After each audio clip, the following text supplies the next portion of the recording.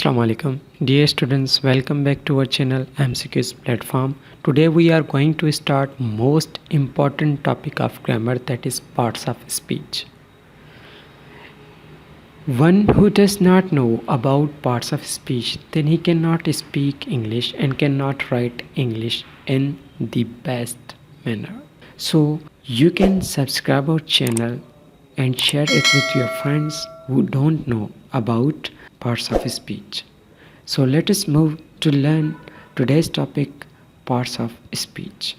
In this video we will learn first about what are the things which are necessary to learn about parts of speech and how we can study parts of speech.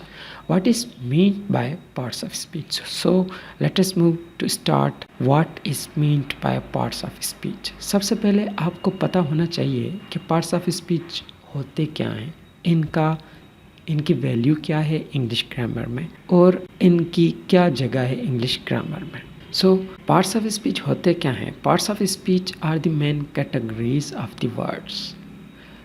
जो words की categories होती हैं ना, उसको parts of speech कहते हैं. अब कैसे कैटेगरीज होते हैं? मिसाल तौर I am writing a letter. अब इसमें आई उसकी क्या कैटेगरी है, एम जो कि वर्ब है उसकी क्या कैटेगरी है. I am writing a letter, writing क्या है, अ लेटर क्या है, इट इज़, ये सारे क्या हो जाते हैं आपकी कैटेगरीज हो जाती हैं वर्ड की. देखिए ना, आपको सबसे पहले आना चाहिए कि भाई सेंटेंस बनता कैसे. अगर हम ग्रामर में आते हैं तो सेंटेंस क्या हो जाता है, उसकी जब हम स्ट्रक्चरिंग करते हैं तो सब्जेक्ट वर्ब ऑब्जेक्ट जो कि एक सिंपल सेंटेंस होता है. तो अब उसमें जो हमने सब्जेक्ट क्या होता है, वर्ब क्या होता है और ऑब्जेक्ट क्या होता है. अब सब्जेक्ट में बहुत सी चीज़ें आ जाती है. कभी सब्जेक्ट कॉम्प्लीमेंट होता है या सिंपल सब्जेक्ट होता है. सिंपल सब्जेक्ट में नाम भी हो सकता है, प्रोनाउन भी हो सकता है.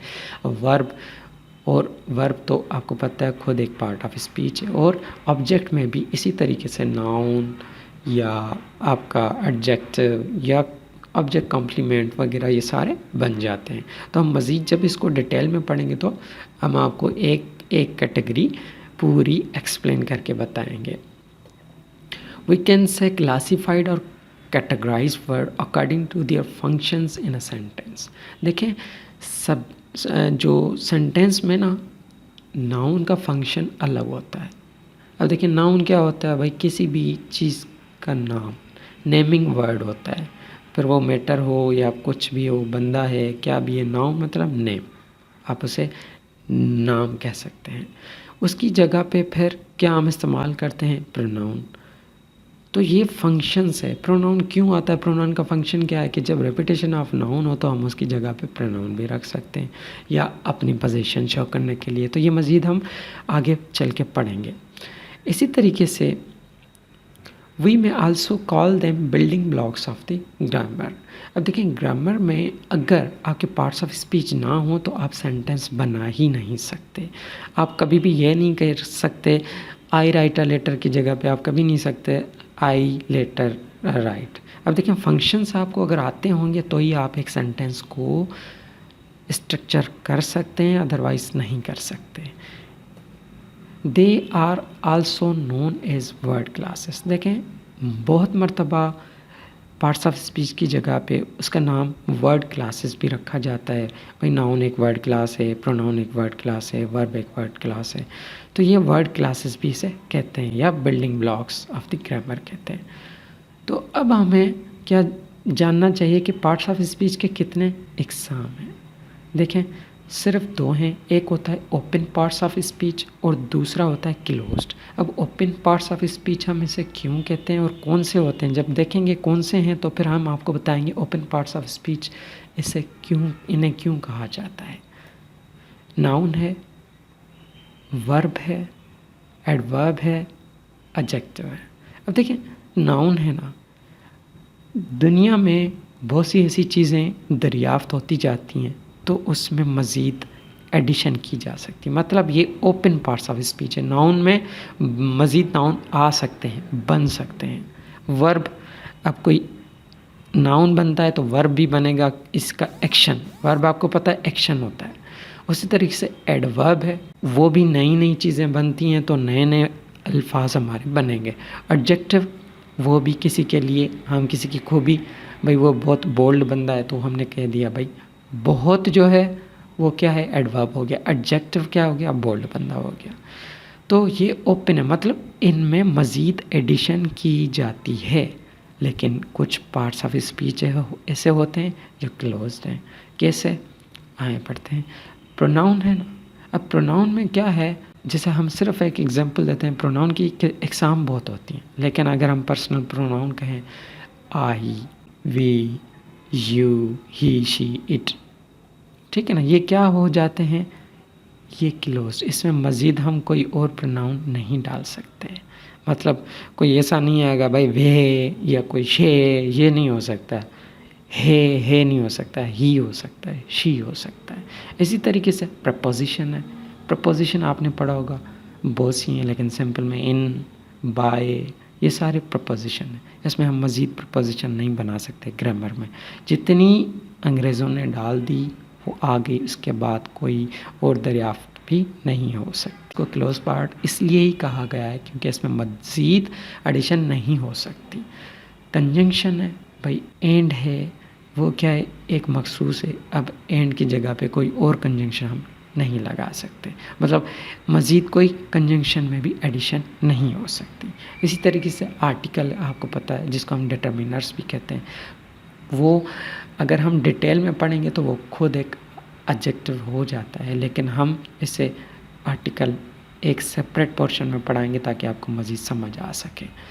जैसे आपको पता है आर्टिकल कौन से, ए, एन, दे, ये सारे आर्टिकल हो जाते हैं। इंटरजेक्शंस, आपको खुशी की एक्सट्रीमिज़म में कोई बंदा हुर्रा है, ये हो गया, या हुर्रा, या वाओ, ये क्या है, ये भी कुछ ही इंटरजेक्शंस है जो इंग्लिश में दी गई हैं और वही चलती आ रही हैं सदियों से, जो अंग्रेज़ों ने डाली हुई थी इसमें।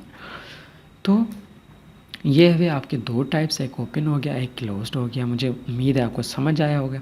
अब how students need to study parts of speech, students को पार्ट्स ऑफ स्पीच कैसे कैसे उनको पढ़ना चाहिए, किस तरीके की ज़रूरत है कि वो क्यों पढ़ें और क्या पढ़ें, कैसे पढ़ें, वो हम आपको इसमें बताएं। देखिए, student needs to study first simple definition of all parts of speech with examples. अब इसका मतलब ये है कि आपने एक पार्ट्स ऑफ स्पीच उठाया, नाउन। अब हम नाउन इधर लिखेंगे, उसकी डेफिनेशन आपको मोस्ट कॉमन डेफिनेशन देंगे, उसके बाद हम आपको उसके एग्जांपल्स देंगे, फिर हम आपको इसको प्रैक्टिकल में लाएंगे कि आप भी डिटेक्ट कर सकें कि ये नाउन है। उसके बाद प्रोनाउन होगा, ये हम सिंपल पढ़ेंगे, डिटेल में नहीं, सिंपल पढ़ेंगे। लेकिन जब हम ये पार्ट ख़त्म सिंपल हम इनकी डेफिनेशन पढ़ लेंगे तो फिर हम वन बाय वन अगेन पढ़ेंगे।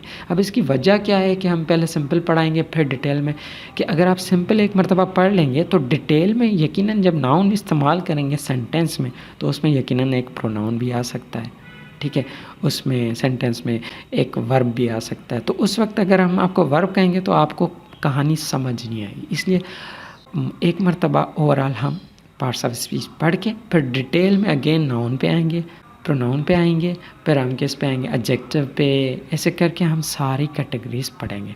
जिस दिन आपने पार्ट्स ऑफ स्पीच पढ़ ली तो आप समझ जाएं कि आप लिख भी सकते हैं और आप बोल भी सकते हैं। तो बढ़ते हैं। In this manner students would not stuck in any topic of parts of speech while studying in detail. वही बात हो गई जो मैंने बता दी कि अगर आप जिस वक्त डिटेल में पढ़ेंगे तो आप स्टक नहीं होंगे कि यार सर वर्ब की बात कर रहे हैं लेकिन वर्ब होता क्या है। लेकिन अगर आपको थोड़ा गो थ्रू दे देंगे हम कि भाई वर्ब ये होता है, डेफिनेशन हो गई, एग्जाम्पल हो गए, प्रैक्टिकल में हम बताएंगे, तो उसके बाद आप आराम से उस वक्त उन चीज़ों को भी एक्सेप्ट करेंगे और डाइजेस्ट कर सकेंगे। अदरवाइज़ आपको जो हम डिटेल में भी पढ़ाएंगे तो वो मज़ा नहीं आएगा आपको। सो दिस सीरीज़, अब इस सीरीज़ ये जो हमने सीरीज़ डिज़ाइन की उसमें हम पहले सिंपल डेफिनेशंस पढ़ाएंगे, उसके बाद हम डिटेल में पढ़ाएंगे। तो आज के लिए मैंने इंट्रो इतना रखा हुआ है ताकि हम आपको बता सकेंगे हम आपको पढ़ाएंगे कैसे और स्टूडेंट्स को किस तरीके की ज़रूरत होती है पढ़ने की इस पार्ट्स ऑफ स्पीच की। अब ये अगर आपको आ जाएंगे तो आप एक लेटर भी राइट कर सकते हैं। फिर होती हैं टेक्निकल स्किल्स, वो आपको मज़ीद हम डिटेल में आगे चल के पढ़ाएंगे अगर उनकी ज़रूरत फील हुई आपको। इससे जो कि बहुत इम्पॉर्टेंट है, तो हम आपको अगर पार्ट्स ऑफ स्पीच आ गया तो आप सेंटेंस बना लेंगे। अब सेंटेंस आ गया तो आपको पैराग्राफ की हम स्किल्स अलग सिखाएंगे। पैराग्राफ की स्किल्स आएंगी तो हम आपको किसकी, ऐसे की स्किल्स सिखाएंगे। तो इंशाल्लाह ये आपको ना सिर्फ कॉम्पिटिटिव एग्ज़ाम्स में काम आएंगी, लेकिन आप किसी भी प्लेटफॉर्म पे बैठ के बोल भी सकते हैं और किसी की प्लेटफॉर्म के लिए लिख भी सकते हैं। तो मुझे उम्मीद है आपको आज का ये टॉपिक समझ आया होगा और ये आपको ना सिर्फ छोटे क्लासों में लेकिन बड़े क्लासों में भी मदद करेंगे।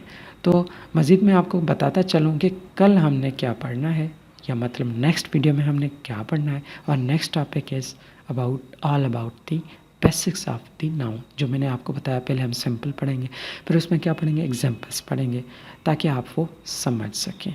इसी तरीके से हम आपको एक एक वीडियो में एक एक डेफिनेशन, मतलब एक एक पार्ट्स ऑफ स्पीच पढ़ाते जाएंगे। और आपको जिस दिन या 8 से 9 पार्ट्स ऑफ स्पीच आपके कंप्लीट हो जाएंगे, फिर हम आपको इनको डिटेल में पढ़ाएंगे ताकि आप अच्छे तरीके से समझ सकें। प्लीज़ वीडियो को लाइक करना ना भूलिएगा, हमारे चैनल को सब्सक्राइब करना ना भूलिएगा, क्योंकि हमने बहुत मेहनत से बनाई है ये वीडियो। तो इंशाल्लाह मिलते हैं अगली वीडियो तक, नाउन की वीडियो में, नाउन के टॉपिक में। तो अपना ख्याल रखिएगा। अल्लाह हाफ़िज़।